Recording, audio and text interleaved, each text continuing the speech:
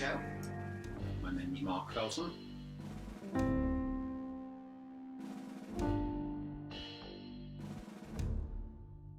I then packed up everything, gave up my job, and 6 weeks later I arrived in Canada. They were laughing at me saying, "You've got no chance of surviving here."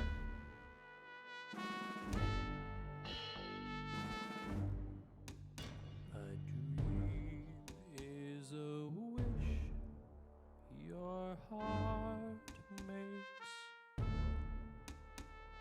when you're fast asleep.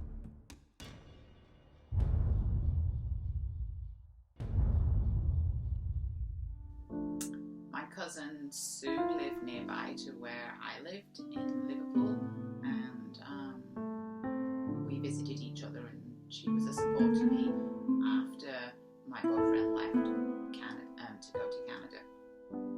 So it was more a matter of, well, what's over there? Where else can I go?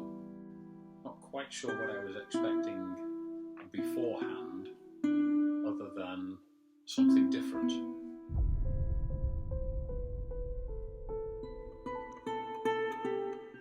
Australia and New Zealand felt like they were too far away.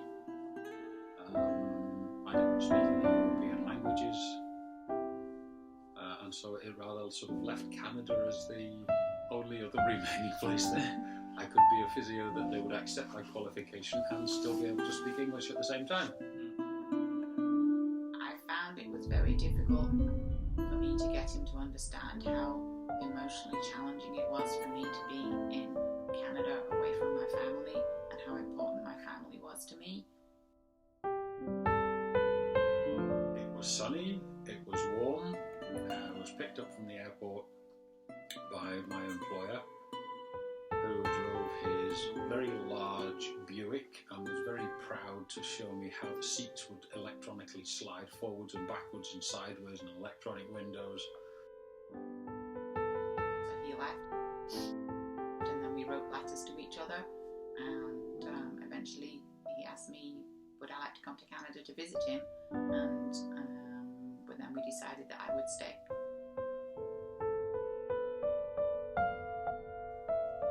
I feel like I've sacrificed a lot to be able to be in Canada.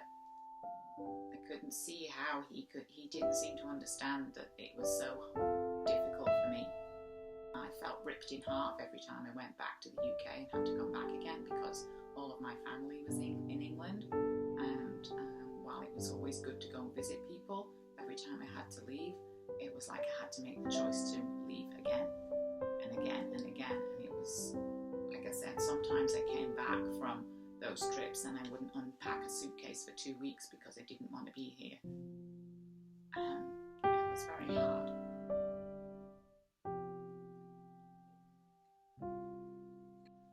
My mum didn't say very much, and my dad, she took me to the airport, and my dad refused to come to the airport, and he wouldn't say goodbye.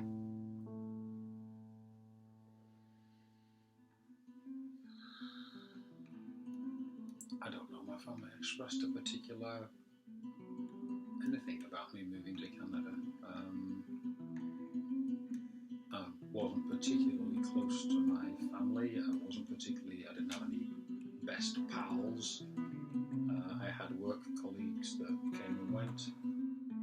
So I suppose I'm not really a relationship kind of person, so I'm a lot happier talking about things that don't involve the heart.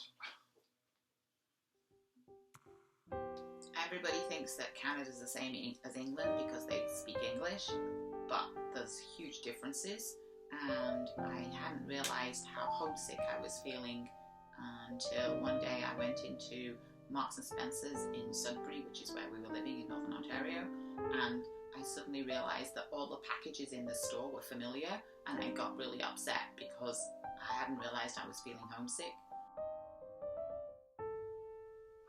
People don't understand your sense of humour. There are lots of unwritten cultural rules in a different country that you don't know about because you don't live there. And For example, when we first came to Canada, people had different words that they would use. And for my work, I had to be able to communicate well, so I ended up with a piece of paper on the wall which had Canadian words and English words. And I had to change my accent a little bit to be able to be understood well by the children I was working with. The sense of humour was difficult. I had to learn how to speak more slowly. The humour wasn't as quick-witted, as sharp, and as... I guess the sense of humour was just a different type of humour. It seemed like it was a bit more obvious and forced here, and there was a lot less double entendre and play with words and that kind of thing. But there were other people who we socialised with who said afterwards, when you lot were talking, we had no idea what was going on. Even though it was the same language, they just missed it completely. So humour was quite different. The beer was awful. It was North American lager or whatever it was. The course that I did suggested to me that I needed to change my accent in order to be able to be successful. And that to me meant that I had to change who I was and start to erase some of my background and where I had come from. They didn't have bacon, so you couldn't have a proper bacon butty. I miss the landscape.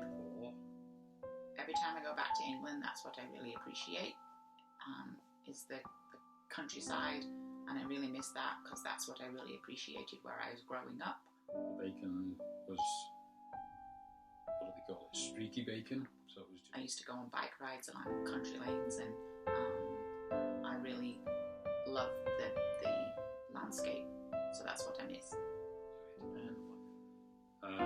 And the television was not good. It wasn't the BBC, you know. So I missed watching the sports. I missed watching.